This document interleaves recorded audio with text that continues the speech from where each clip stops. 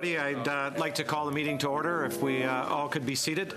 Pursuant to Standing Order 81-5, Supplementary Estimates C 2016-17, votes 1C and 5C under Veterans Affairs referred to the committee on Tuesday, February 14th, 2017.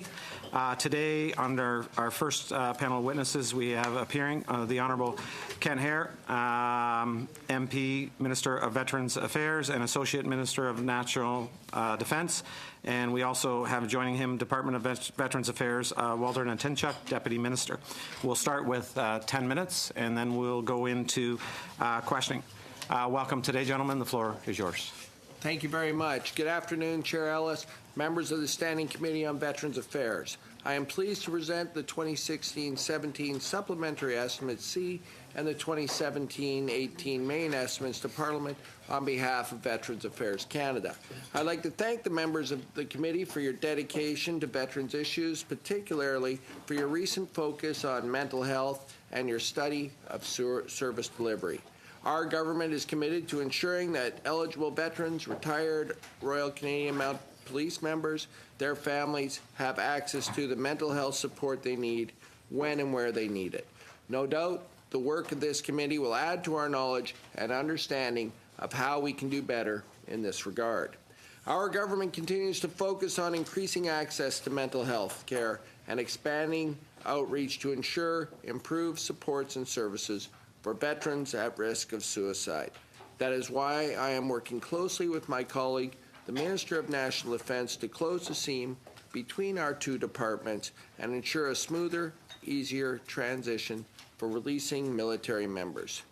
Turning to the subject of this meeting, the 2016-17 supplementary estimates, I'd like to point out that the largest increases are for earning loss benefit and the disability award.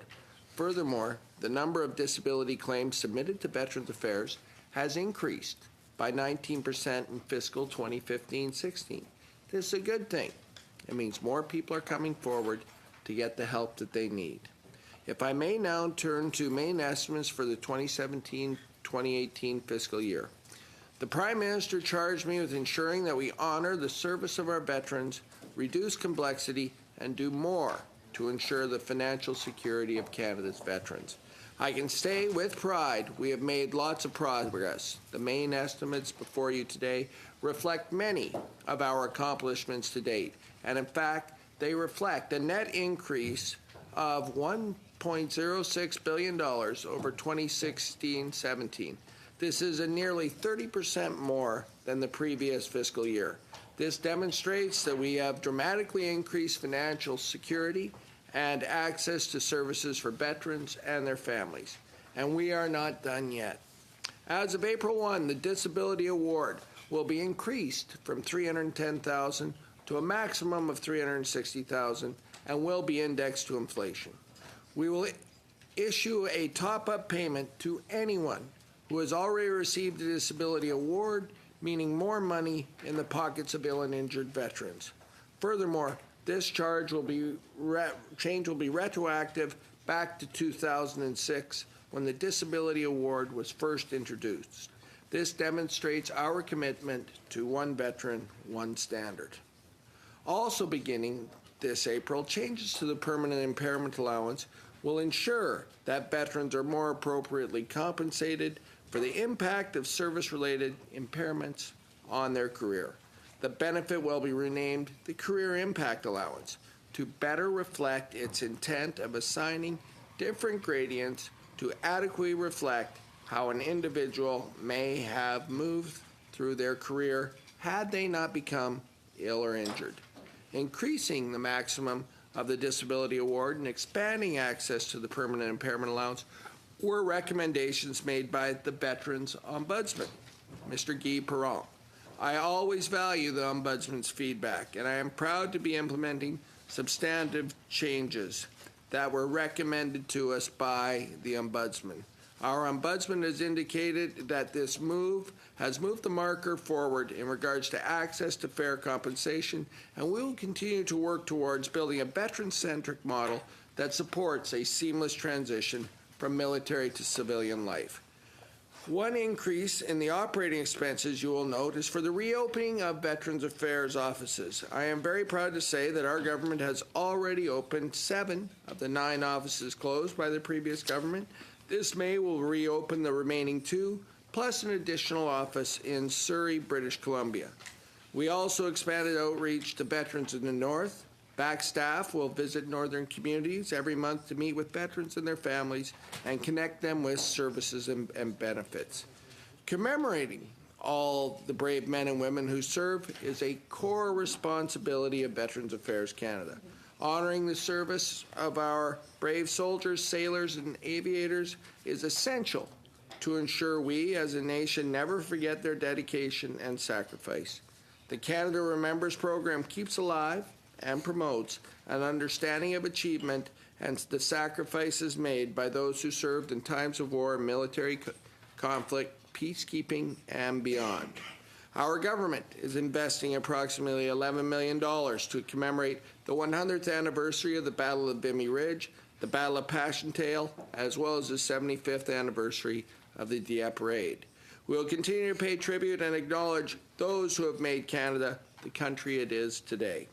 Over the last year and a half, we've accomplished a great amount for Canada's veterans. We increased the earnings loss benefit from 75% to 90% of a veteran's pre-release salary. This will be indexed to inflation. This ensures those undergoing rehabilitation have the financial support they need during their recovery. We simplified the approvals process for a number of disability claims, such as PTSD, hearing loss, allowing us to respond to more claims faster. In fact, we made 27% more decisions in the last fiscal year compared to the year before. We are well on our way to delivering on our commitment to hire 400 new employees. 381 of them have been hired to date. This includes 113 new case managers. We are making great progress in reducing average veteran to case manager ratio from 40 to 1 to 25 to 1. In October, we increased the amount of the survivor's estate exemption for the funeral and burial program so that more veterans and their families have access to dignified funerals. While we have achieved a lot, we recognize there is much, much more to be done. We continue to dedicate resources to finding ways to improve mental health services and supports available to veterans and their families. I know that this is the focus of your current course of study and that there is an increased awareness on this important issue. I maintain we can always do better, and I recognize that while the majority of veterans receive the mental health support they need, we can do more to reach those that do not. I am looking forward to hearing your recommendations as to how we can continue to improve. There is still work to be done to develop a lifelong pension. An option for that. We will continue to consult with stakeholders and parliamentarians to develop the best approach. A crucial area where BAC can and must do better is delivering timely benefit decisions. We are pursuing this on a number of levels. I am working with the Minister of National Defence to close the gap between national defence and Veterans Affairs by reducing complexity, overhauling service delivery, and strengthening partnerships. Veterans Affairs has done an extensive review of its service delivery model with the goal of putting veterans first in programs and services, making things simpler and easier to understand, and to facilitate improved access. We consulted widely with veteran staff and external experts and Canadians, and will publish a final report that outlines key recommendations. We will have a plan to put 90% of the recommendations into action within 3 years, and the full suite of changes in 5. The physical, mental, and financial well-being of our veterans is our overarching goal. Veterans Affairs Canada has done much, and with the estimates delivered today, we will be able to fulfill many of our promises. Thank you so much. Thank you. We will begin our questioning with Mr. Brizard. Thank you, Mr. Chair. Thank you, Minister General, for being here today. One of the items that is noticeably missing from the main and supplementary estimates is one of the main themes of the campaign promise that was made by the Prime Minister as he stood in Belleville. and it's part of your mandate letter as well, Minister, and that's to reestablish lifelong pensions as an option for injured veterans. I don't see that anywhere in here, and I'm asking why. We remain committed fully to providing an option for a pension for life for our veterans who have become ill or injured as a result of their service in the military. This is part of our campaign commitment. It remains part of the to-do list. I know we have accomplished much in terms of financial security, moving $5.6 billion last year, improving the ELB, improving the disability award. All of these things which will flow into a better system of financial compensation for our veterans. And I can say that we are committed to this. It will be delivered. Can I ask what timeline you're committed to this, Minister? Well, we have a timeline that we are elected as a government for a 4-year term. And, of course, that... So when can veterans expect this promise to be kept? Well, your veterans can expect this promise to be kept within the 4-year term of the Liberal government. I will be proud to stand up and say we have delivered that pension option for our veterans. The next question I have is with respect to the issue you spoke about before. We're currently going through mental health study, PTSD. One of the issues that we're hearing consistently on is the transitional aspect out of the military into civilian life and the challenges that exist with that. One of them is employment challenges. Now, I've received over the course of the last week several letters from veterans who, in one case, his application to work for Public Service Canada sat in the queue for a year.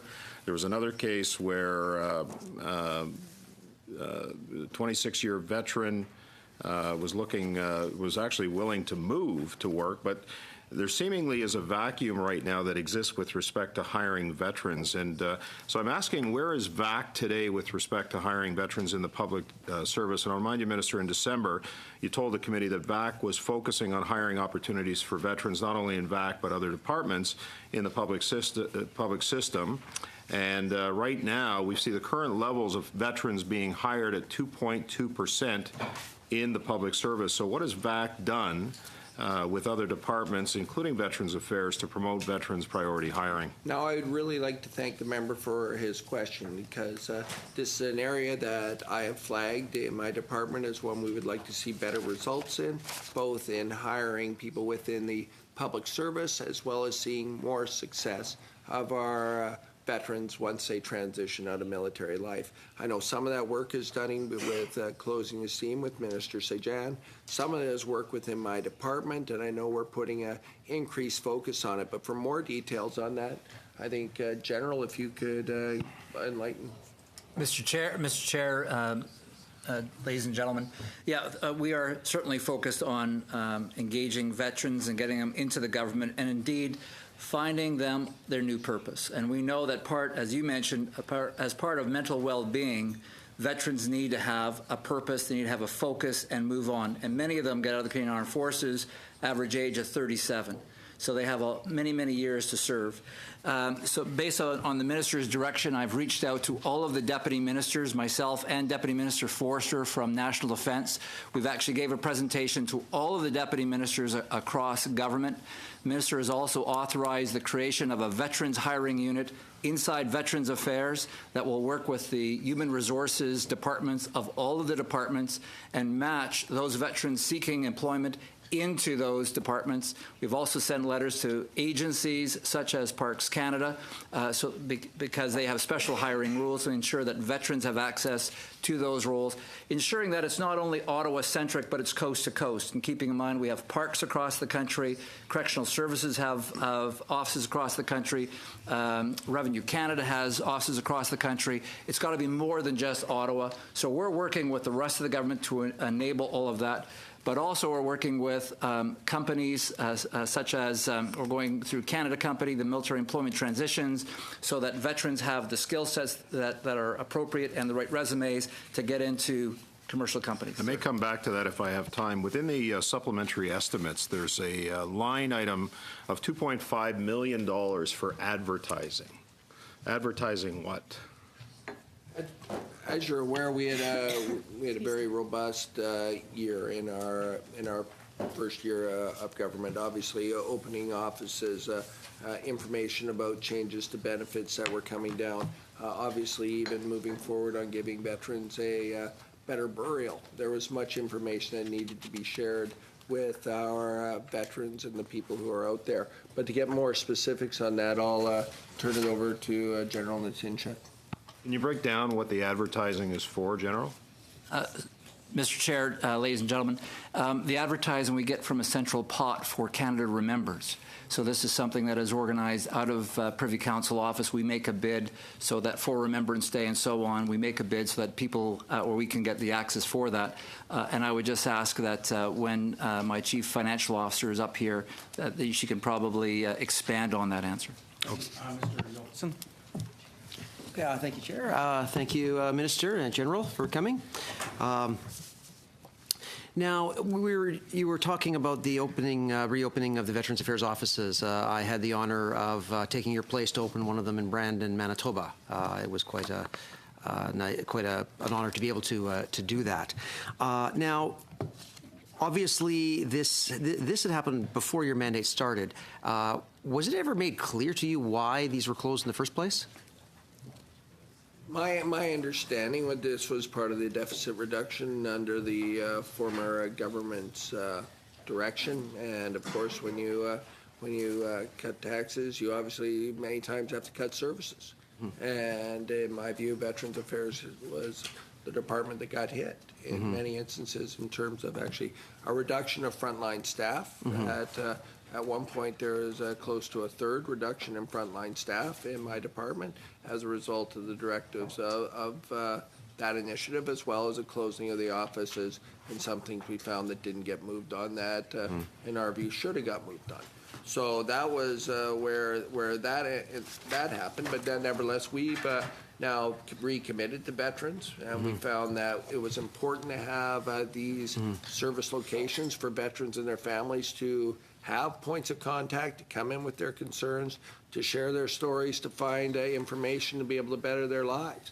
And I'm proud to say that 7 of the 9 have been opened with a view that more people are using those services. I know when we've been back to communities where they've closed, from Corner Brook to Brandon and everywhere in between, that people have been very excited. And they look at it as not only a place where people can get help, but it's a way we honor the men and women who have served our military, and in fact, honor the 2.3 million Canadians who have served since Confederation in our armed forces. And so I'm very proud of this government achievement and what we've all done to make this happen for our veterans and those who have served. Thank you. Now, further to that, where are we in, because I understand that when these offices were closed, there were also staff that was laid off. Where are we in getting the ones that are opened up to the staffing levels that we need?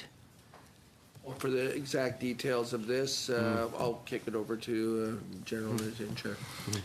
As the Minister said in his opening remarks, sir, we have hired now 381 employees across the country. Of that number, 113 are case managers. So office by office, we're staffing up in all of them. And in some parts of the country, it is a challenge finding the right skill sets, the social workers, the psychologists, and so on. But at the same time, we're also seeing that people do want to join the Veterans Affairs team. Our mission is noble, and they want to serve our veterans. And so we have great quality to choose from, and we're going to continue to staff right up to the mark. And at the same time, the ratio of veterans to case managers, as the Minister mentioned, is declining, which is all the better for the service to our veterans. So if you wanted information office by office, after our session, we'll have Mr. Michel Doiron, who's the Assistant Deputy Minister for Service Delivery, and he can give you an office by office breakdown of who we have out there. But I was just thrilled visiting the Kelowna office recently, as you did the Brandon office, and to see these folks who are so keen, and to see veterans there. I mean, in Kelowna, to see a Master Corporal, former medic who served in Petawawa, and here he is as a case manager in Kelowna, British Columbia. just thrilled to see that kind of experience and skill sets apply to our mission. Okay, thank you. So further to these increased services with the offices opening, can you give us a general idea of how we can improve, how the service is being improved for veterans who are in the northern and more isolated communities? Just one thing to add to what we said earlier. We're also rapidly approaching our average of 25 to 1 case managers for every vet, for our veterans out there. This is a very important milestone we're close to reaching, because we look at social work best practices. They say we need an average of 25 to 1 to best serve our veterans who need that additional support. So very proud of that as well. Also, our veterans offices in the north, we of course, we have many Indigenous as well as other people in the north who have served in the military. We're very proud of that, and we had never had a Veterans Affairs presence up there. That entailed oftentimes long travel times to cities far away, time away from family, that we thought was just unnecessary, unfair, and we acted on those concerns. So what we've done is we've allowed for now a mobile VAC operating unit that operates mobile, because it's a vast territory that gets around. They're up there on a once-a-month basis, and they travel around communities finding veterans who need to sign up for services, supporting those who are already on VAC services, and making sure veterans get the timely help that they need, even in our northern and remote areas. All right, thank you. Now, we made a reference to our strategy in developing mental health. What would you say are in general terms, in the half a minute we have left, are the biggest challenge in improving mental health services for veterans? In many ways, we do very well, and yet, as our Prime Minister always says, better is always possible, and it's always a couple of things. Ensuring that we're adding to our expertise and staff component when necessary to provide that mental health, that hands-on outreach that we need. We think we got a better ability to do that with the additional hiring of 381 people to date. Okay, we think that assists us. Also, I have other mandate letter items I need to accomplish. One is the Center of Excellence, which we think, which will be on mental health and post-traumatic stress disorder, which we believe will allow for us to capture best practices, will allow us to go out robustly into the academic world and otherwise, and make sure we're at the top of our game, and make sure we're continuing to do the best we can with the emerging information that comes out in this field. Thank you, Mr. Ms. Matheson. Thank you very much, Mr. Chair, and thank you for being here, Minister. I have a number of questions. Now, I note an increase in the estimates, but you know that there are a number of veterans who are not happy. They don't feel that they've been provided with the benefits that they have earned, that they're entitled to, and that they're falling through the cracks. I wonder, what kind of funding do you anticipate that you would need to rebuild that trust with veterans and move through the backlog of veterans waiting for pensions? Now, the DND Ombudsman crunched the numbers, and he came to this committee and he provided us with those numbers.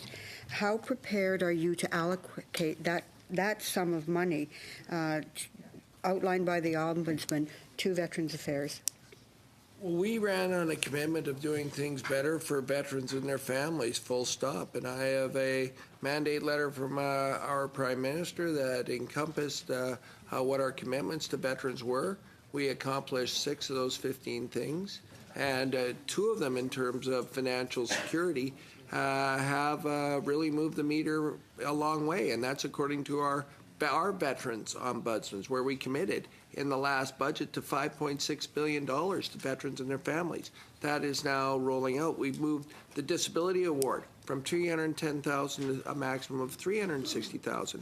We've moved earning loss benefit from 75% of a soldier's pre-release salary to 90%.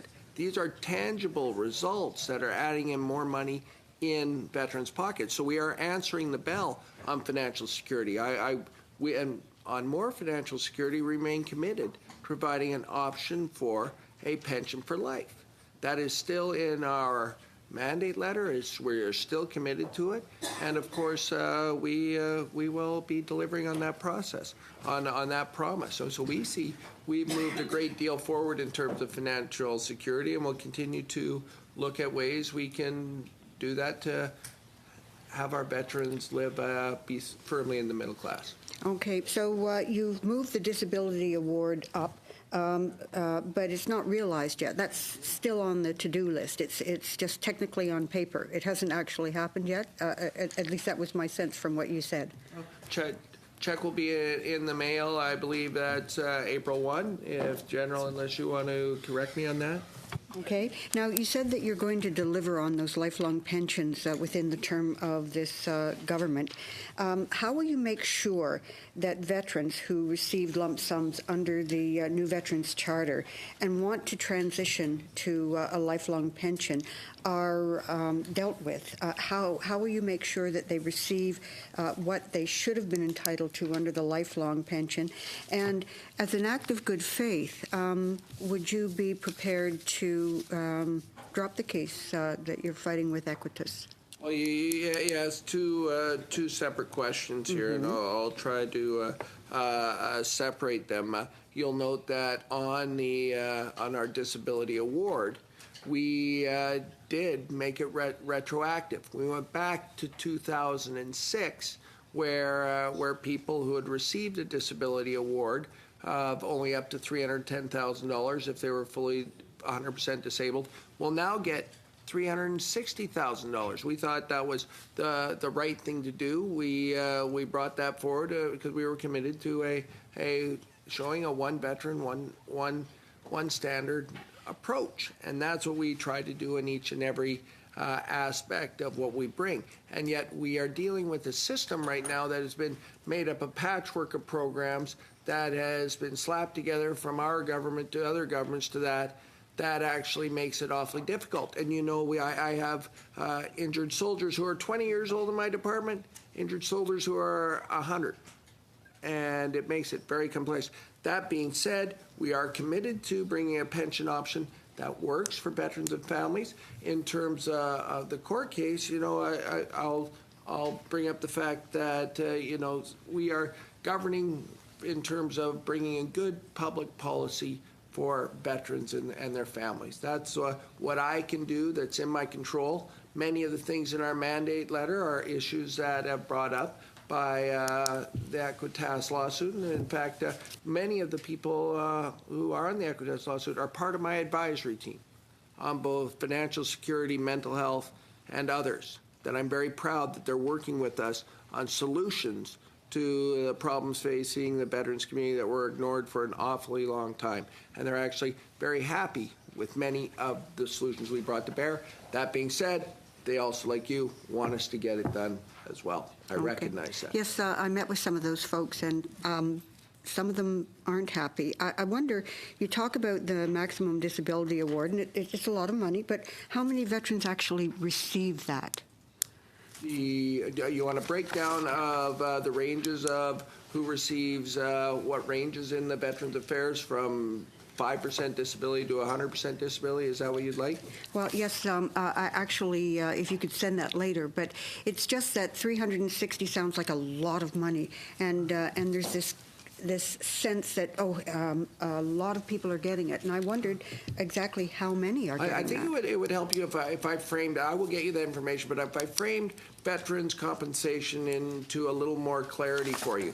One, we have an income stream. For any ill and injured soldier who cannot work because of their service to this country, they will receive an income stream, and that's called earning loss benefit or another program similar to it, where no injured soldier will receive less than, now I believe it's $44,000 and change. Okay, that will be their annual income, even if they were a senior private, which is the lowest rank on the file. Okay, they will receive that as a yearly benefit to them and their families. Furthermore, $360,000, that is a pain and suffering payment. Okay, so these two programs mirror each other and help each other and augment to stabilize veterans and their families, to allow them, if they are ill and injured and cannot work, they're going to be fully compensated for. If they can work, yet they are still going to get a payment through the disability award, pain and suffering, to recognize that they have suffered as a result of their military service. Thank you, Minister. Mr. Bertina? We've been hearing a lot of testimony on a number of issues, but one of the things that keeps cropping up seems to be the gap or the seam that occurs between the active service part, the Department of National Defense, and the issues that we're dealing with at veterans. So what have you been working on in terms of closing the gap between the active service area and the veterans area? That's an excellent question. It's been much of the work that's been taken over our department and our work with the Minister of National Defense and Chief of Defense Staff Vance over the course of the last, I'd say, 8 to 9 months. And understanding that we need to professionalize the release of members from our Canadian Armed Forces is what we essentially have to do. We do a great job of getting people in the military, getting them through basic training, getting them on missions, getting them places to live and everything while they're in service. You know, we got to get that same type of attitude and structure in place so when they're released, and that's including medically or otherwise, they're good to go. 100% on that day they leave, whether they get their pension check lined up, whether they understand what their supports are looking like, where if they're going to move to a community, they're understanding that whether that community has services to help them or not. We need to do that, and that's why I'm actually very pleased that those conversations, that work is being done, how to recognize whether our soldiers are releasing to have better outcomes. Here's the real truth, guys, and I think, ladies and gentlemen, it is 2017. By the way, so just understand, that was a euphemism. It was a slip, Chair Ellis. I apologize. I know you were looking at me with great scorn and disdain there for a second. But nevertheless, we have many people in the military who do their military service, transfer successfully. But still, we have a far too large a number, roughly 27%, who struggle in some form or fashion, whether that be employment, education, addiction, mental health, illness or injury, okay? And that is why we have Veterans Affairs. That's why we need to professionalize the release. So we have a lot of work to be done. This is not going to be able to be solved overnight. I wish it was, okay? But it's not, and we're working on those to ensure that we professionalize the release. And I'm very happy with the commitment of the Minister of National Defense and Chief of Defense Staff and our department on working together to really solve this, which is both a financial issue, a rehab issue, a return to work issue, a return to school issue, a whole host of things that's going to allow us to have more success. But those conversations are getting detailed, and I can tell you they're moving along. You know, is that fair? Yes.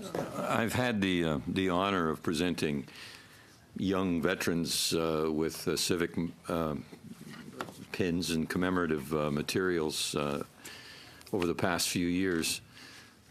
And these are remarkable young men and women.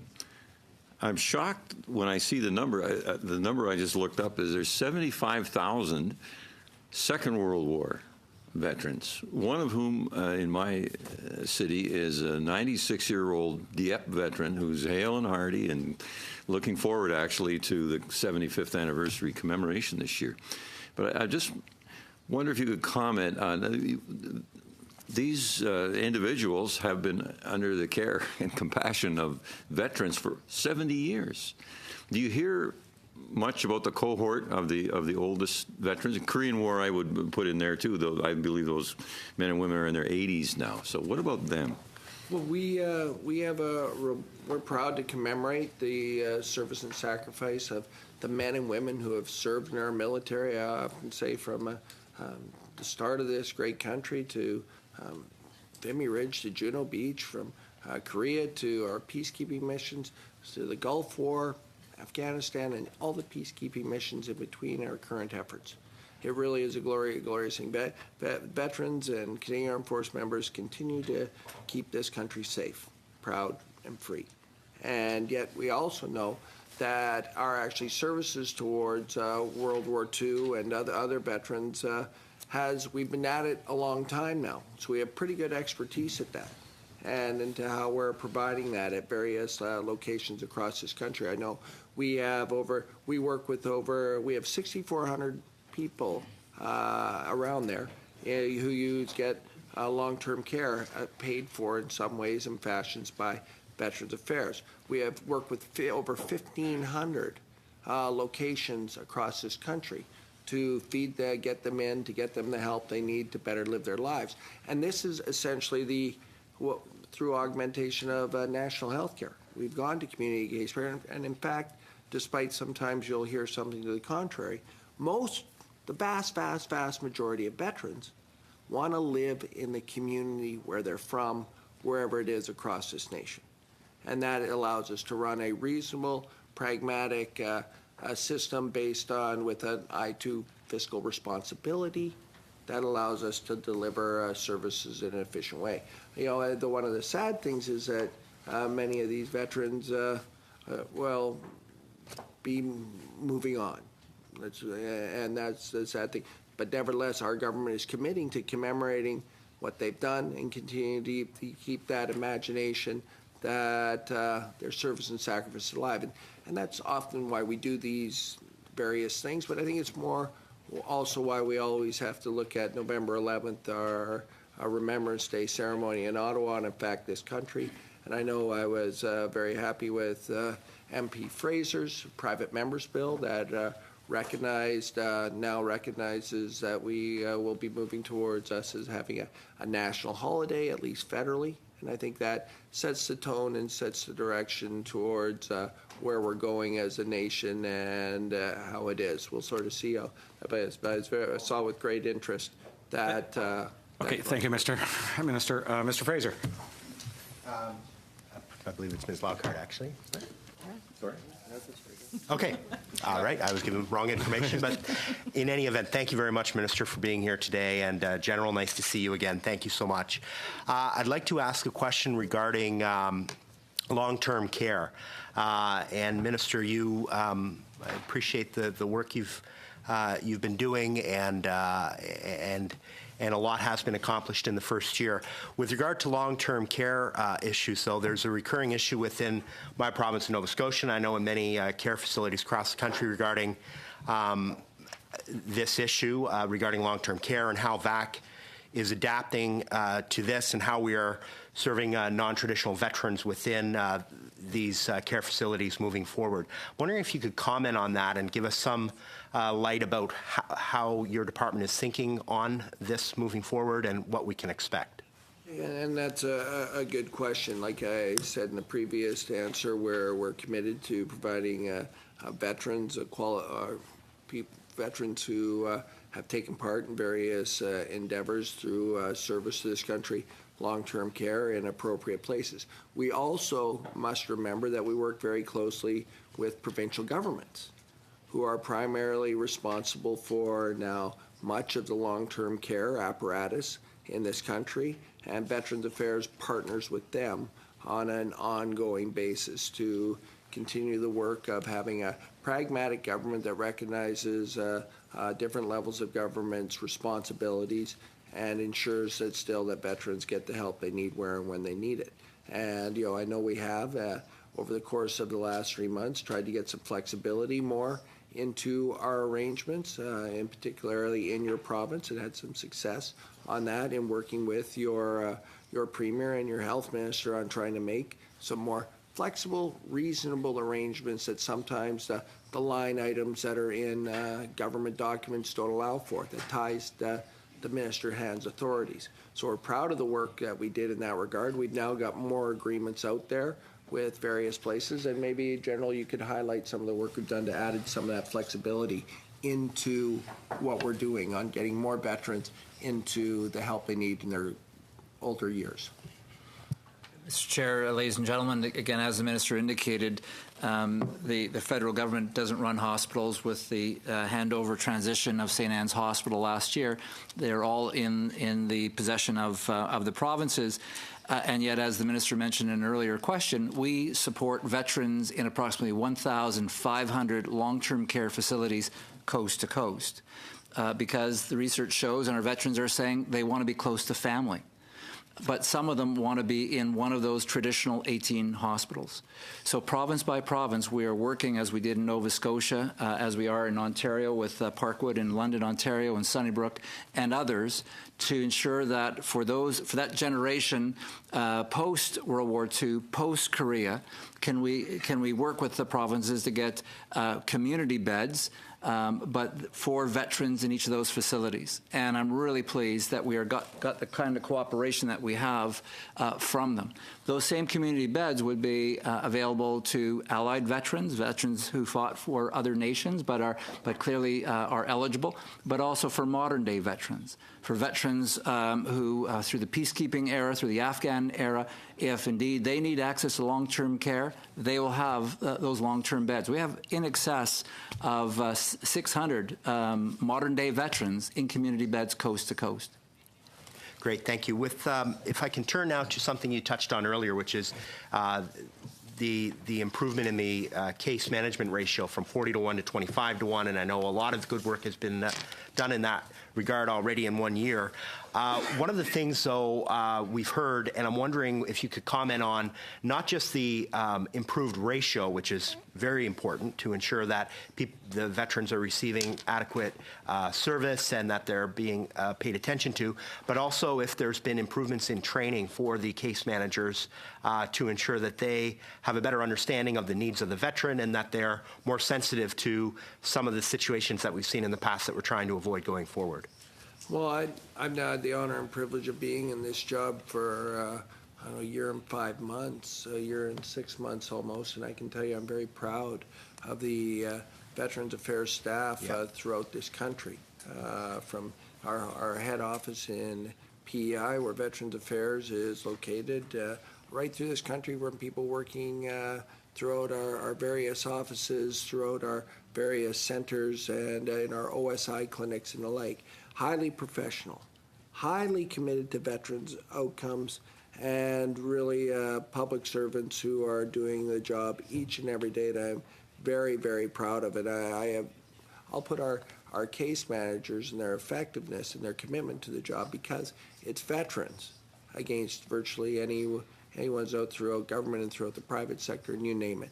People in my department are very committed to the job, and I know if they need we have very many programs within Veterans Affairs that allows them to skill up, allows them to get the help they need, should they wish to have more opportunities to learn.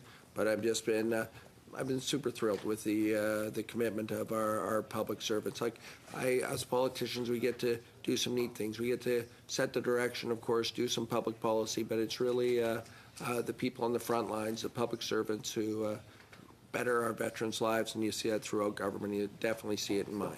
Thank you so much. If I could just briefly, I just want to acknowledge and thank the Minister for the recognition of my private member's bill, which made it through the Heritage Committee yesterday, and just to make sure it's clear that it does modify the language in the Federal Holidays Act to make it consistent, and also affirms Parliament's recognition of this important day. But of course, it still is up to the provinces to determine whether it is a non-working day. We look forward to that going to the House for third reading. But thank you for mentioning that, Minister. Thank you for the details. The devil's often there. Thank you. Ms. Wagenthal. Thank you, Minister and Deputy Minister, for being here today. My first question is around the whole process of getting our veterans employed. And we've heard here that the public service is very much focused on hiring our veterans when they're qualified to serve, that there's a priority sense there. I had a veteran contact me last week who is highly qualified, having served in the forces in accounting, applied to help with the Phoenix system, and basically never did have a communication of any kind with an actual human being.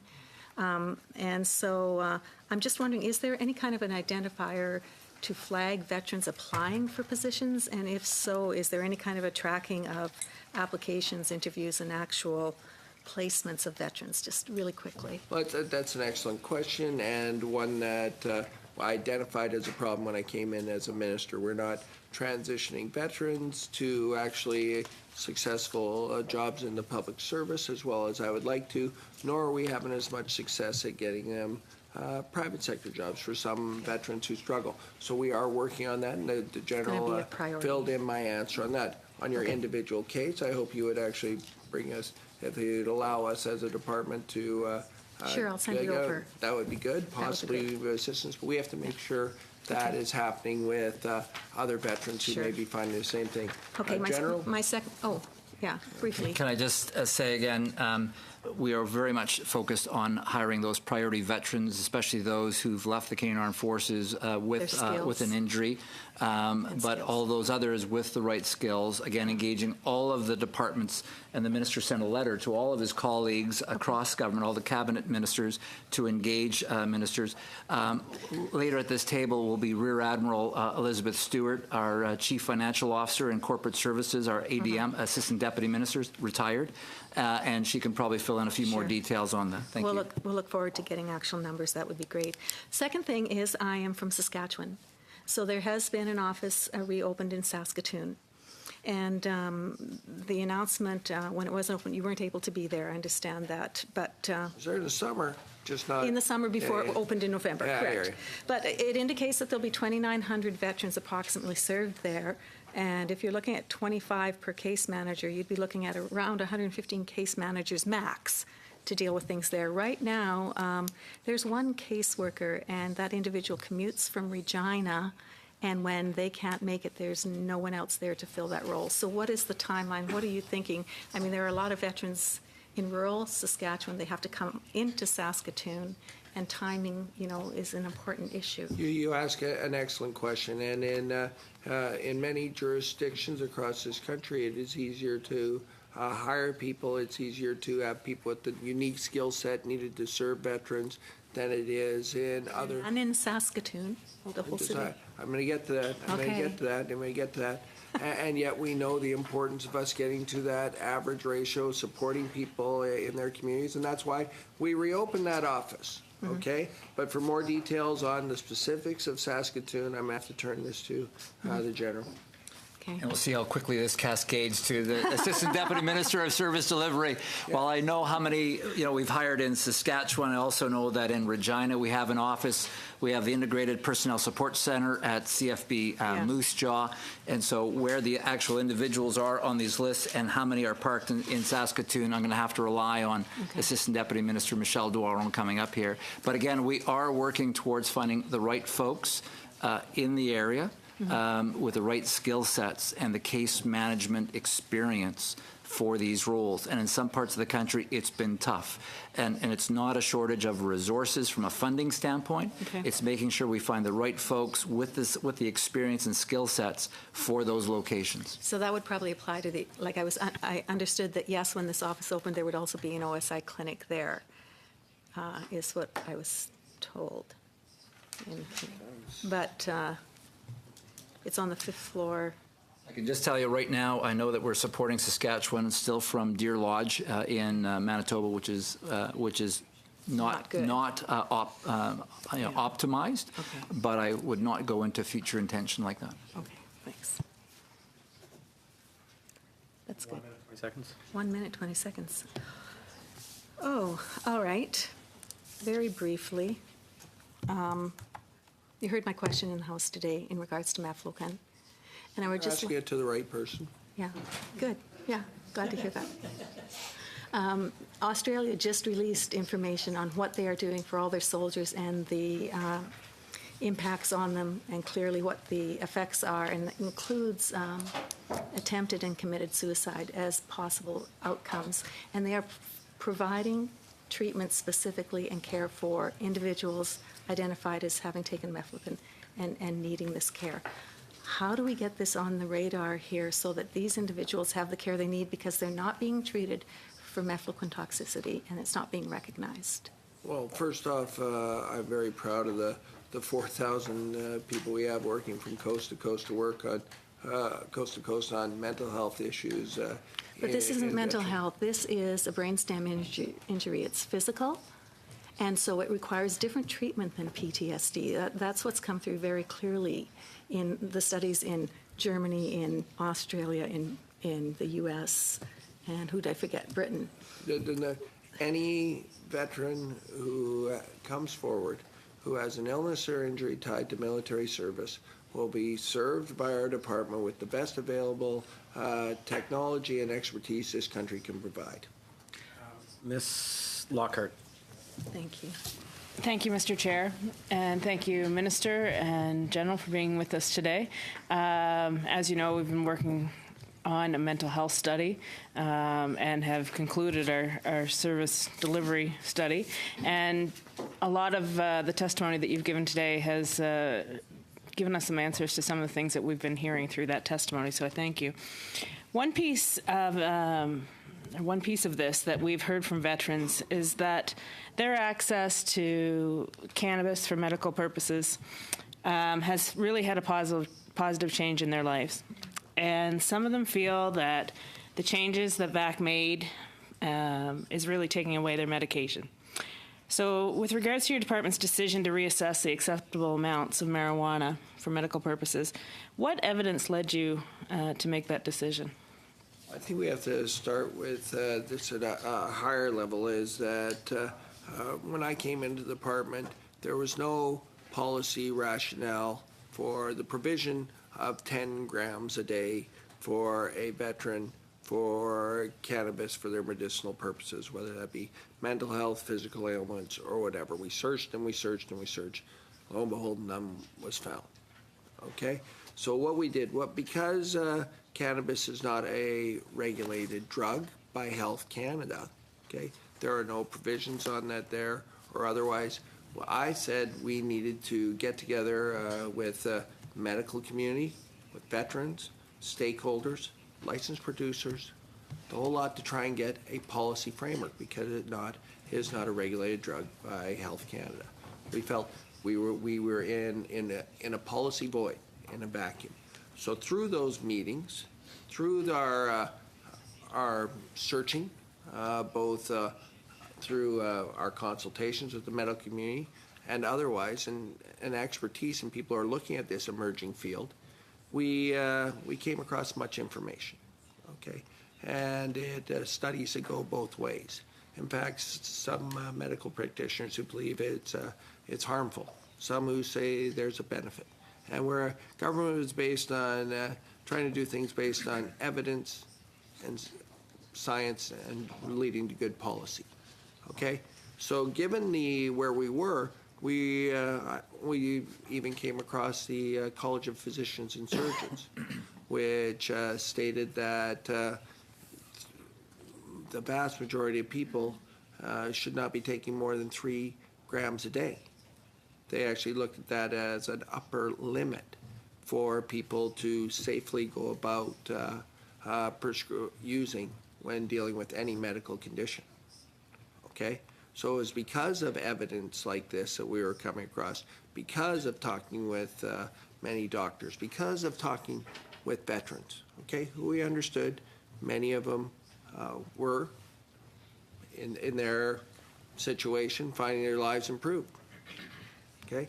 We get that. This was no easy decision we made.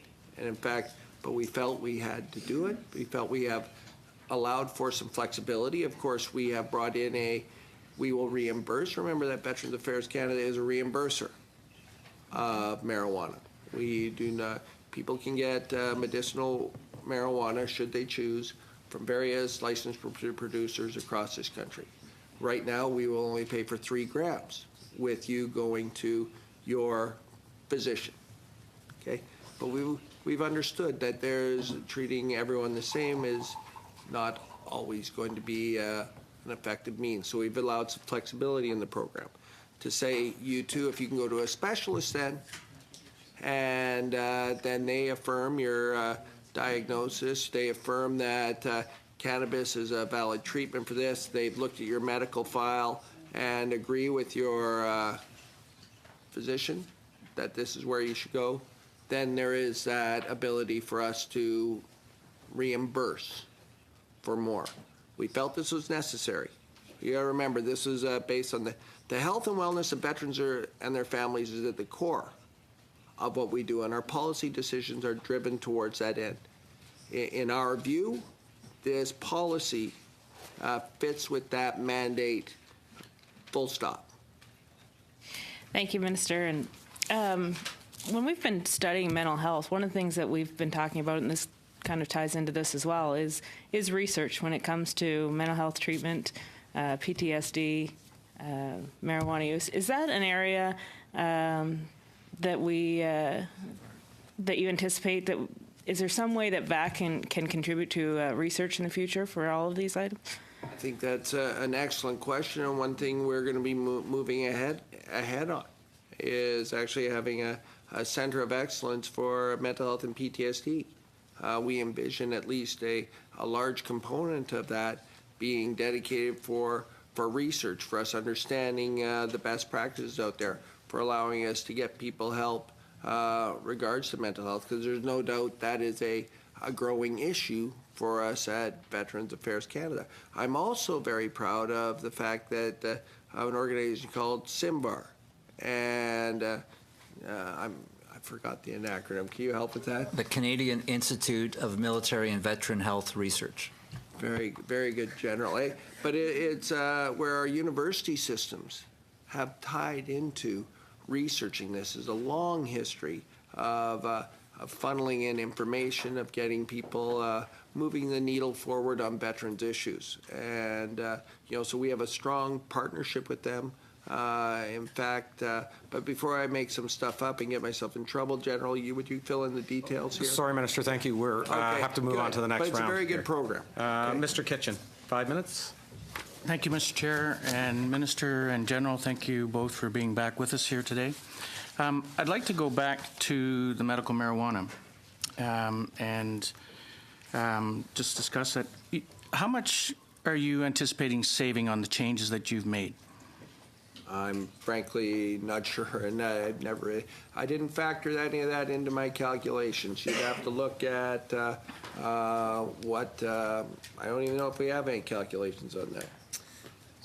Sir, if I may, from our perspective, this is an issue, as the Minister said, about wellness, about well-being, about the medical professionals' advice that anything north of 3 grams may not be in the best interest of the veteran.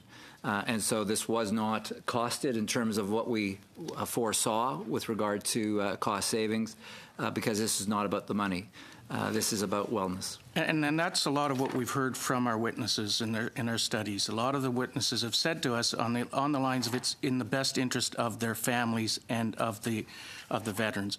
And we found that a lot of these witnesses have been able to, through the use of marijuana, have told us that it's actually given them some functionality back in their lives. It's reduced the heavy opioid use that they've been using over the years and minimized the number of medications that they have to take. So would you not agree then that we should be doing a study on medical marijuana? Well, I'll talk about the policy as we've implemented. We believe that because of the information we had, meeting with the medical experts and the veterans that we have, we've come with a flexible policy that allows people to keep them safe, as well as allow for that flexibility should they want to go to a specialist or like to get what they believe is in their best interest forward, moving in that direction. I can say in terms of research, I believe it's something we are looking into. It's something that people at CIMVAR are doing and other organizations out there. And I believe we have an obligation as a department to keep track of this emerging research to see where it is. Do you have a...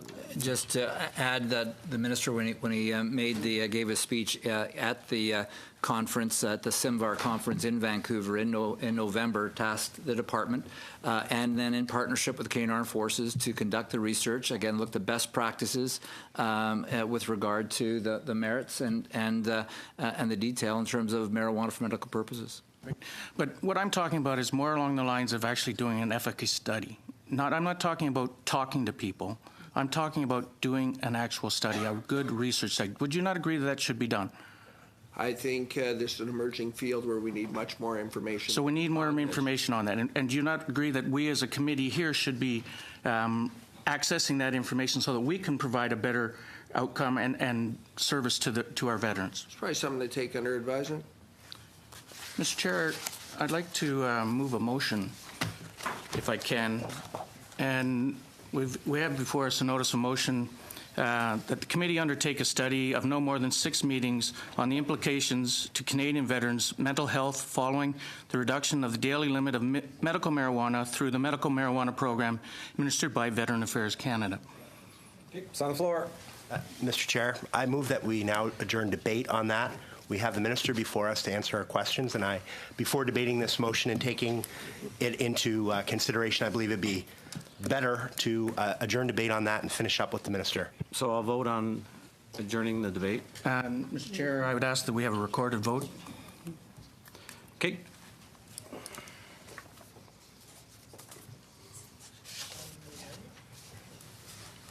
We're discussing it next time, but finish with the minister. Yeah. Okay. Mr. Bertina? So we're voting on the amending motion to table it. To adjourn. Yeah. Vote to adjourn. So that's a yes. Mr. Bertina? Mr. Yolfelson? Mr. Fraser? Yes. Mr. Graham? Yes. Ms. Lockhart? Yes. Mr. Broussard? No. Mr. Kitchen? No. Ms. Wagenthal? No. Ms. Matheson? Yes.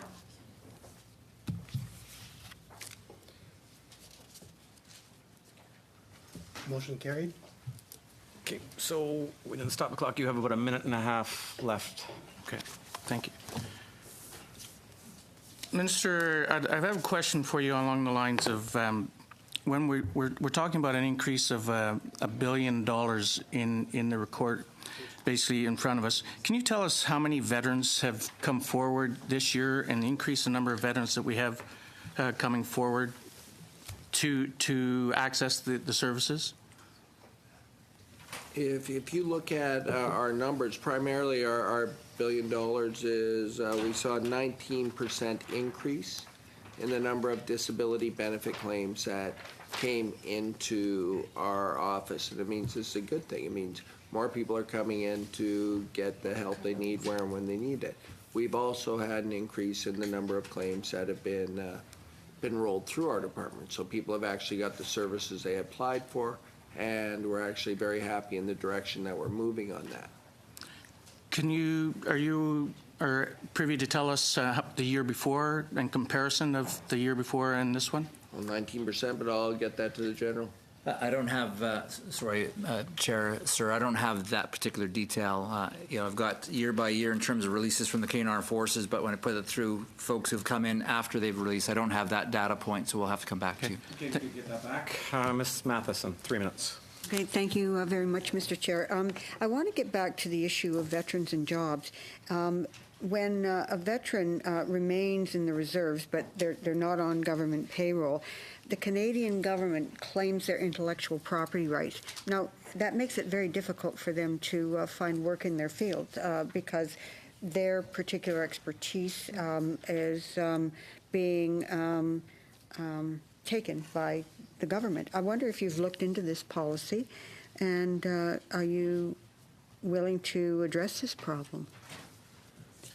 Well, first off, reserves are more under the purview of the Department of National Defense, but we are working on it through a whole host of issues on closing the seam and how we look at the whole host of people who are involved in our military apparatus and how they transition out.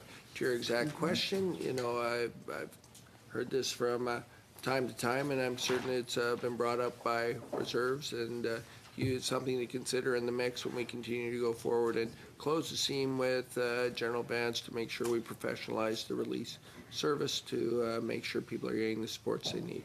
I have nothing else. Okay. Well, it seems only fair that these reservists have access to their own intellectual property. My second question, and I wonder if you could comment, the DND Ombudsman has suggested a concierge service to ensure that those being medically released are helped through the process, pension services, medical needs, because we're hearing from veterans that it can be overwhelming. What is your response to that? Is this something you'd be prepared to look at? Well, I appreciate the Ombudsman's report, and I always review it with vigor, because he's hearing from people, and as well as our Veterans Ombudsman, of what people are having issue with. And I know that the gap between National Defense and Veterans Affairs can and must be closed. And it's working with Minister Sajan and CDS Vance to do that, to ensure, as I said earlier, professionalizing that release, making sure when our men and women who have served in our Canadian Armed Forces leave, that they have their pension, that they're good to go, and where they're going to live, how they're going to find their new normal, and how they're going to access, if necessary, Veterans Affairs services. So they're not struggling for 5, 10 years before they come in our door. They know right away we're out there, that we can help and get them the services they need. If I can just add, as the minister indicated in his opening comment, the department has gone through a service delivery review. And a key part of this is ensuring that the department is helping each and every one of those veterans as they're transitioning out to begin that process earlier in their release process. Currently, it's at 6 months before their release. We're trying to go even earlier, working side by side with the Canadian Armed Forces case managers, so that when these people leave the Canadian Armed Forces, that they are settled on where they want to live. If they can find a job, do our utmost to find them a job, try to find a doctor, and so on and so forth. So all of that, and actually we have been using the term concierge as a goal. We've got some ways to go, because again, we're seeing about 5,000 to 6,000 members of the Canadian Armed Forces leaving the force each and every year. And so it's trying to tailor a package for every one of them based upon their specific individual and family needs. Great. Thank you. That ends our day of testimony with this panel. I'd like to thank both the Minister and the Deputy Minister on behalf of the committee for showing up here today. And I just wanted to add about hiring veterans, and I encourage all members. I've hired one for my riding in the Bay of Quinte, and I tell you, a very hard worker and well-trained general. And thank you for that. So we will break for a minute, and we'll bring the next. I'd just like to thank everyone in the committee for their hard work, their focus, and their efforts on behalf of Canadian veterans. Really means a lot. Thank you, and we'll adjourn for a couple minutes.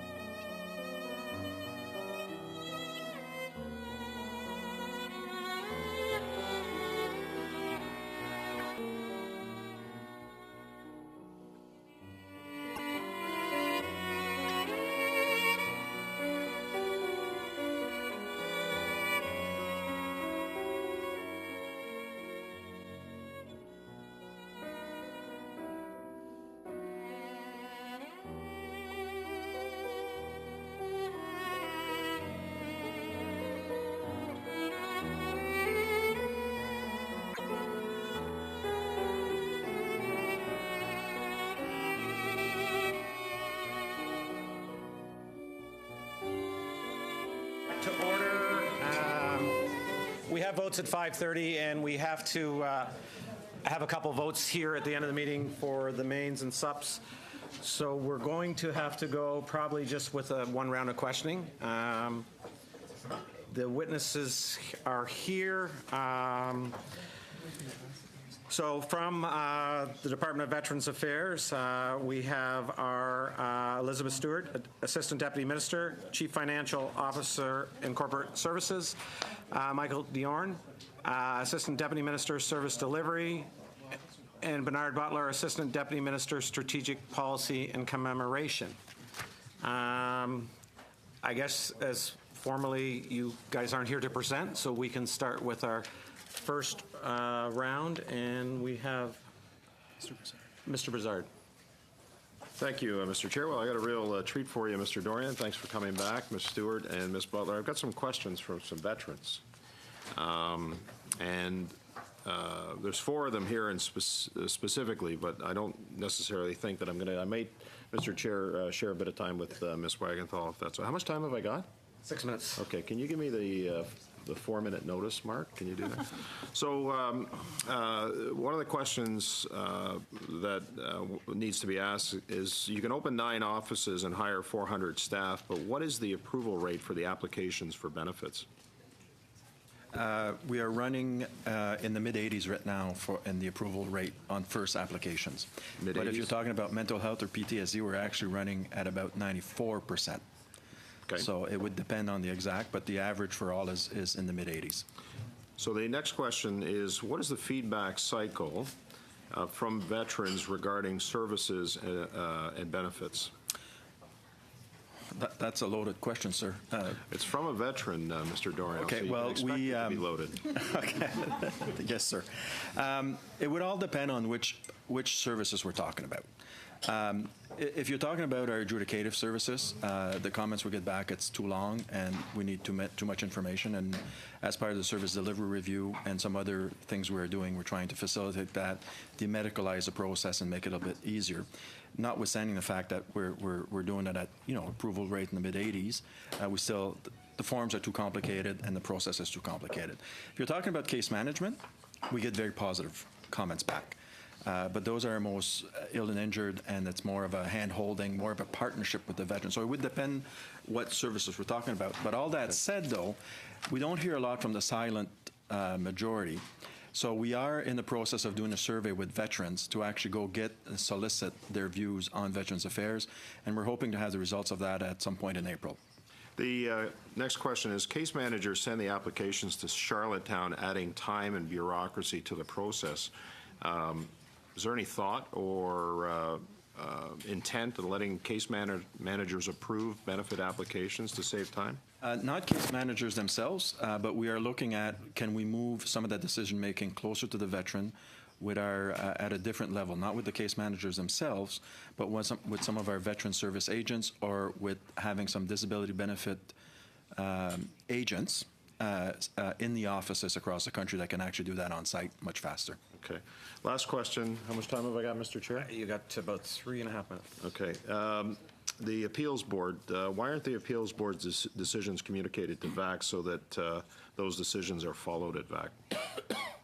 You mean from VRAB, right? Right. Yeah, the Veterans Review Appeals Board. Sorry, VRAB. We tried to shorten my question. No, that's the time. Okay. No, I just want to. We do receive some information from VRAB, and we do work with them to see if there's trends, so that if they're reversing something that we're doing systematically, that we can adjust. Because if it's going to go to VRAB and be overturned every time, we might as well look at what's happening at the front end.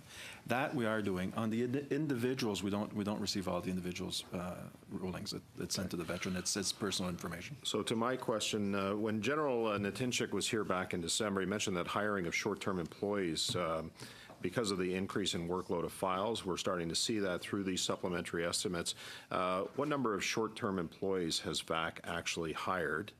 And how many are actually working on caseloads? Do you have that information in front of you? 30 seconds, you'll be at 4 minutes. That's fine. I'll provide you that information. Okay. Because I don't have that. You mean terms and casuals. I do have a breakdown. I don't have it here, so I'll provide that. So I'm going to cede my time to Ms. Wagenthal. Okay, thank you so much. So I'd like to talk about Saskatoon again just a little bit. I understand 400 new positions have been created, 381 are filled, and 113 of those are case managers. That means there's 19 positions left to hit 400. And in Saskatchewan, the indication there's 2,900 veterans potential caseload here. We have one case manager to date. We'd need 115 more. So my question is, since a significant number of those 400 were in the queue already under the previous minister, is this government prepared to continue to hire past that 400 to make sure that 25 to 1 is Mr. met? Chair, I think I'm going to correct something in that. And that is, yes, there is 2,900 veterans, but the 25 to 1 is for case management. Okay, so the harder. The harder difficult. cases. And in Saskatoon, presently we have 5 case managed veterans. Okay. So that's why there is not 100 case managers in Saskatoon. Okay. So the other veterans in the greater, it's the same thing for every office, like we can pick the number, but the other veterans are handled by our veteran service agents that carry a much bigger load because it's not the same service. It's somebody maybe on VIP that get a call once a year to see is the Veteran Independence Program. Right, Let's say there's an issue. Okay, that makes sense. Yeah. Great. So how many of those are situated in Saskatoon? We have 1 case manager. We're ready. If there's a demand, we will increase that. And we have 6 employees total in Saskatoon. Okay, thank you. And I think we're fully staffed at the moment in Saskatoon. Okay, thank you. That's my question. Okay, Mr. Graham. Thank you. I have a variety of questions. I'm fairly new to this committee, and as you would know. The minister earlier talked about its 381 new hires. Mr. Broussard broached this a little bit. Do we know how many of those are veterans? And of them, do we have a breakdown of their rank at retirement? Because I'm curious if we have a lot of enlisted personnel, if it's mainly admirals and generals who are getting these jobs. I'm just really curious. I don't have the number of the 381 that are veterans. We can get that. We have the total number of veterans in Veterans Affairs. When it comes to the rank, though, we hire them at all levels. In adjudication, we have senior officers, as the Rear Admiral here, or the General. But we have a lot of, corporals and sergeants and junior and senior NCOs or junior officers with various skill sets, and they're all over the organization. As an example, in my adjudication unit, I have a fair amount of corporals and sergeants that do adjudications.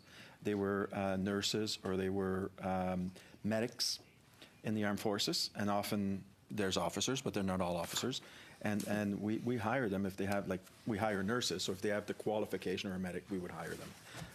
But I can try to get you the number of the people we've hired because I don't have the breakdown of the 381. I knew If it's of the 381 or overall, I'm just curious if there's a bias toward certain skill sets and ranks, or if it really does cover everybody. It's curiosity. We do have the number of total hires. You want to? Yeah, if I may, and Mr. Chair, thank you. As a follow-on to the statement made earlier by the Deputy Minister regarding the Veterans in the Public Service Hiring Unit. So we've stood up a team in late November, early December. It's very small at the moment, but we have a phased approach to improve the hiring of veterans in the public service.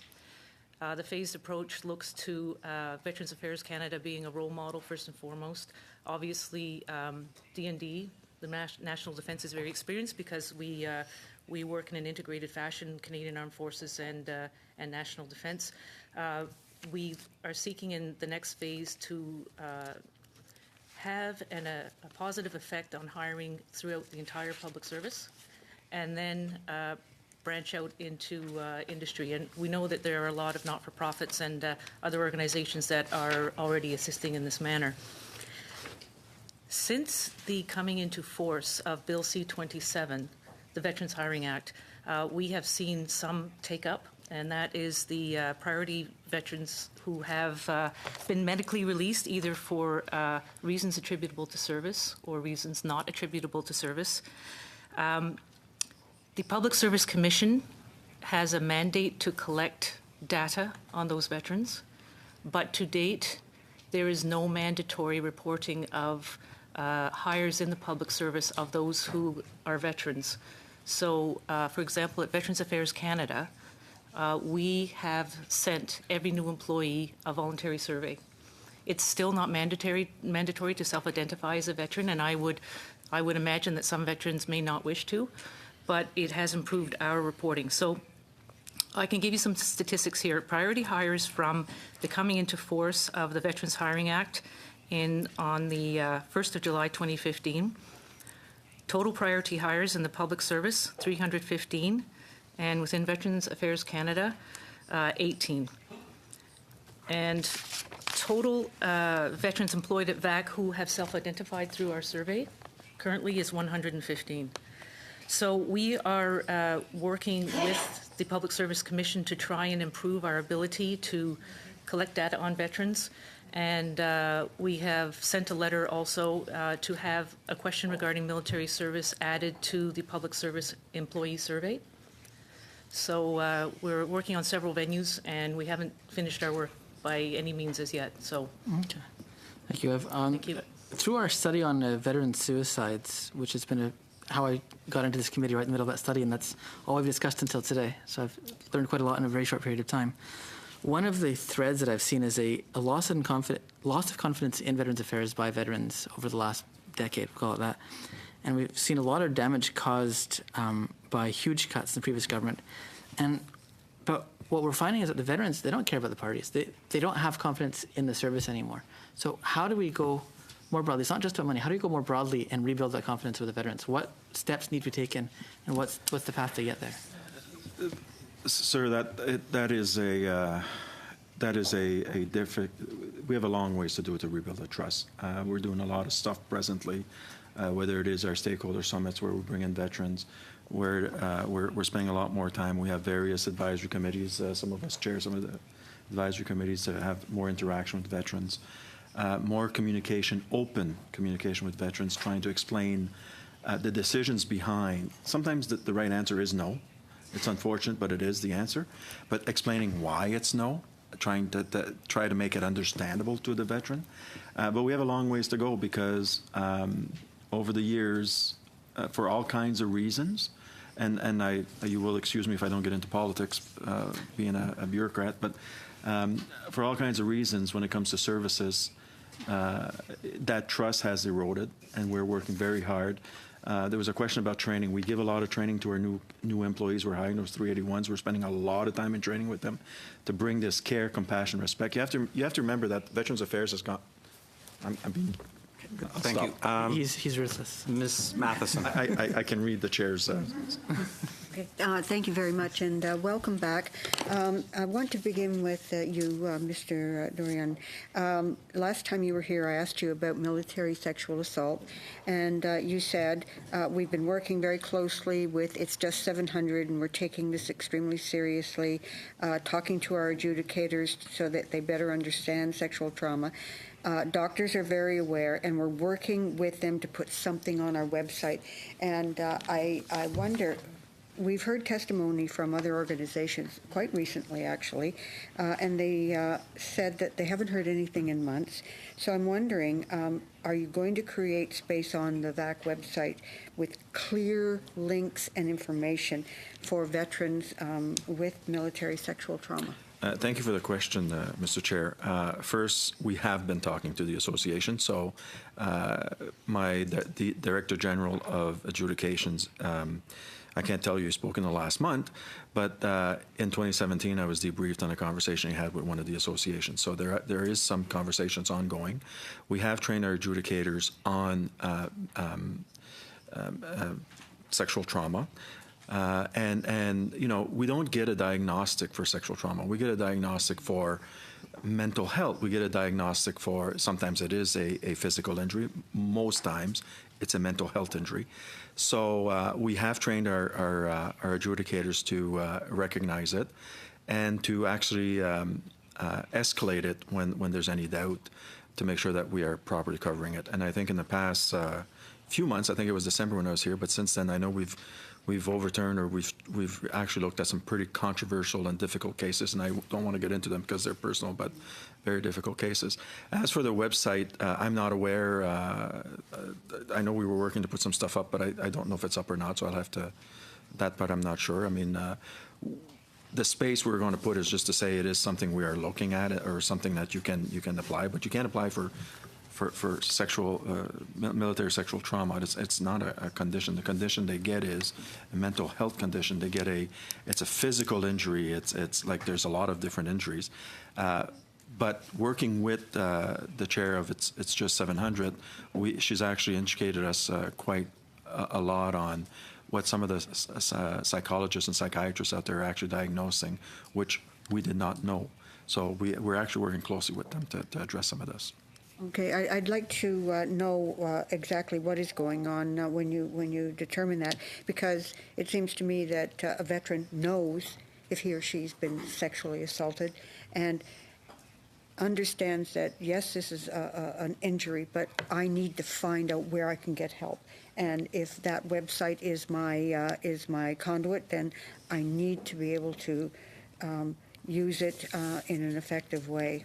Okay. So next question. I was talking to veterans over the weekend, and they talked about the fact that they're still very much feeling vulnerable in regard to their financial needs, and this whole issue of denial.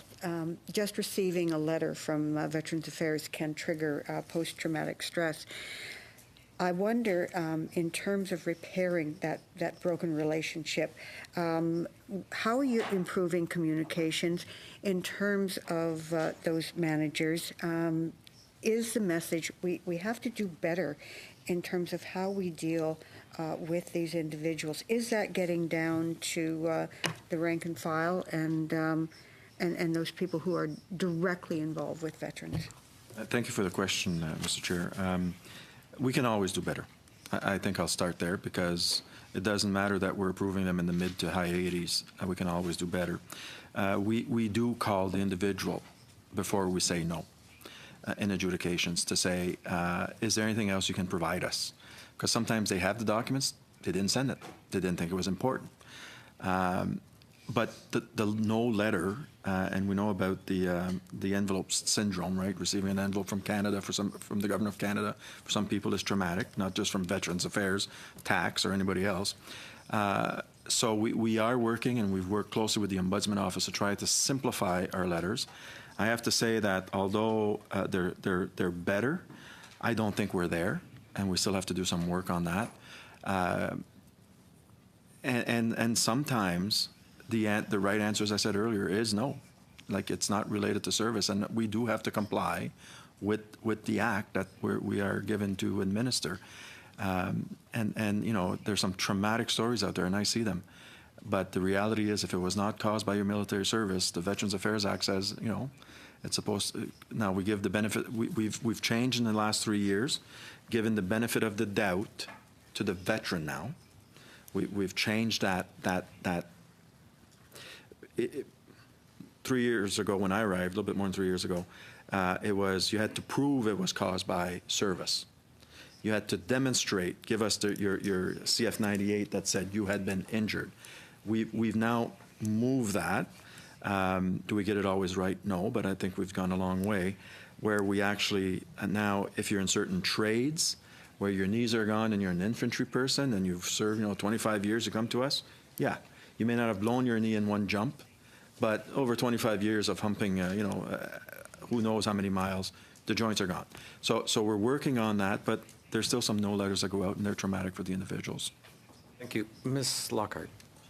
Thank you, Mr. Chair, and thank you all for appearing today. In the context of looking at the mains, under the operating expenditure, there's an increase of $60.3 million. And we've done the service delivery report, which I assume you've seen. And I'm just wondering, are there anything concrete that has happened from a service delivery standpoint, either resulting from that report or work that you're doing? I know you just mentioned a few things, but are there other things that may be reflected in that dollar amount, and perhaps this isn't something that needed additional budget?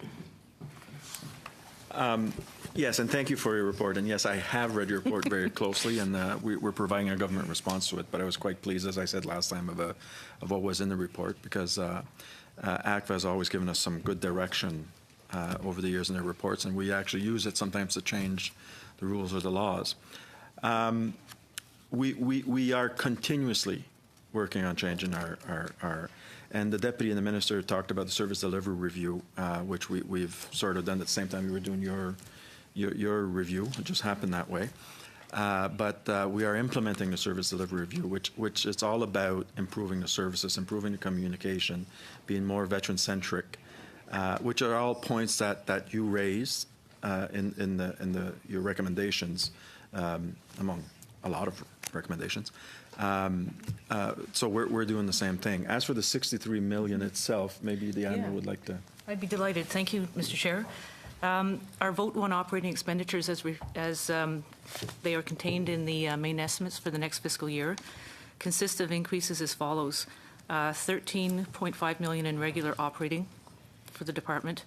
We have other health purchase services increasing by $60.9 million, and those are for things such as glasses, nursing services, medical and dental treatments, long-term care, and prescriptions reimbursement. We have new Veterans Charter Support Services increasing by $13.5 million, and that is mainly for vocational and medical rehab issues. We have also a decrease in St. Anne's Hospital, given the transfer of jurisdiction for the hospital last year from the federal government to the province of Quebec, and a bit of a decrease of $2.6 million in the education center at Vimy, because we've largely completed what needed to be done. So the net of all of those is $61.4 million increase from the mains of last year. Thank you. One of the other things we're hearing about as well is support for families. And I'm wondering if you can talk to us about any changes or improvements in our service to families as well. Yes, we also hear about supports for families, and unfortunately the way the Act is construed is the services in most part come through the veteran, and we do have to comply with the Act. However, that said, we have the pilot on the military MFRCs, resource centers, where we're piloting across the country where a veteran can actually, and their families, go and receive certain services. We have our 1-800 helpline, where a family member or a veteran can call and receive up to 20 sessions. Because what we do know is when the veteran suffers, the family suffers. And it's okay to bring them to an OSI clinic, but some veterans will not invite, if I can use that term, the spouse. So we've they can actually go. Or a kid, I was talking to one veteran not too long ago, where their child had a fair amount had some trauma because of the parents' trauma, and so we do have some programming. The Family Caregiver Relief Program, which is another one that was put out a couple of years ago to help a caregiver to have some respite. It's not a huge amount, but actually to have some respite to help them take some time off, if they're always taking care of the family. So I think we have a lot more to do on the family side, but it is in all our conversations, because we do know if you can help the family, you're also helping the member. Great. One of the other items, just quickly, that has come up from our testimony is the practice of reimbursing families for third-party services. Is that something that's being looked at, because it's been stated as being a barrier for our families? I'll take that one. No? Yeah, I'm sorry, for reimbursement for what? For services, whether it be an equestrian camp or something like that, so services provided by a third party. Well, I can speak to, Mr. Chair, thank you for the question. I can speak to the issue generally around those types of ancillary support programs. So as you probably know, We're now looking, we have pilots going on in equine therapy, looking at dog therapy and certain things like that. As they become more robust in terms of formal decisions on where we're going with them. And I think as Michelle had indicated, our whole approach right now is to try to tailor all of our programs in a way that are more actually veteran-centric as opposed to being program-based. So sometimes from a program point of view, it's much easier to do things with a contribution arrangement, insist on receipts, insist on a lot of invoices. So this type of, this new approach that we're looking at is trying to convert as many programs as we can to grant-based programs which would be beneficial both to veterans and to families as well. So the whole idea is to try to streamline our approach to reduce the administrative burden on veterans and families, and then to try to ensure that access to them is quicker and simply more effective and less troublesome for them. So I'm happy to hear that. Thank you very much. Thank you. And this ends this round of questioning. I'd like to thank you for appearing today and all the great things you do for our men and women. With that, I'm going to have to read some votes on the estimates, so we're just going to keep going through here as we're short on time. First, the votes for supplementary estimates C 2016-17. Shall the vote number 1C under Veterans Affairs be carried? Yes. Okay. Shall vote number 5C under Veterans Affairs be carried? Yes, called. In favor? Shall the chair report votes 1C and 5C under Veterans Affairs of supplementary estimates C 2016-17 to the House? Carried. And now for the main estimates 2017-18. Shall vote number 1 under the main Veterans Affairs be carried? Yes. Okay. Shall vote number 5 under the Veterans Affairs be carried? Seeing yes, carried. Shall vote number 1 under the Veterans Review and Appeal Board be carried? Seeing yes, all carried. Shall the chair report votes 1 and 5 under Veterans Affairs and votes number 1 under Veterans Review and Appeal Board of the main estimates 2017-18 to the House? Yes. Thank you. Carried. Okay. Motion to adjourn. Mr. Bertina, all in favor? Carried. Thank you very much.